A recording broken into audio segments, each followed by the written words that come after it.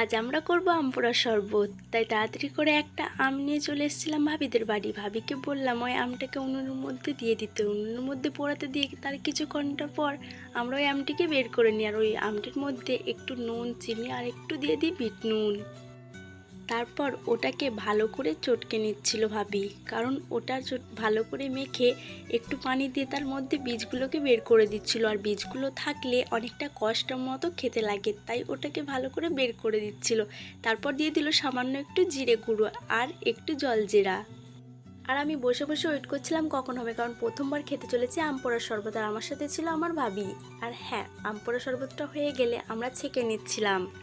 আর ছাঁকতে গিয়ে অনেকটাই অসুবিধা হচ্ছিল, তারপর না ছেঁকেই নিয়ে নিয়েছিলাম, কারণ ছাঁকলে সব জিনিসগুলো বাইরে চলে যাচ্ছিল। আর হ্যাঁ, তোমরা আমার মুখে রিয়াকশনটা দেখে বুঝতেই পারছো যে কতটা সুন্দর খেতে হয়েছে। আর আমি প্রথমবার খাচ্ছি, সত্যি বলতে এতটা সুন্দর খেতে হবে আমি তো কখনো ভাবতে পারিনি। দারুণ বানিয়েছিল। আর আমি আগে বাজারে দেখলে ভাবতাম অনেকটা খারাপ খেতে হবে, অনেকটা টক হবে, কিন্তু না, সত্যি অনেকটা সুন্দর হয়েছিল।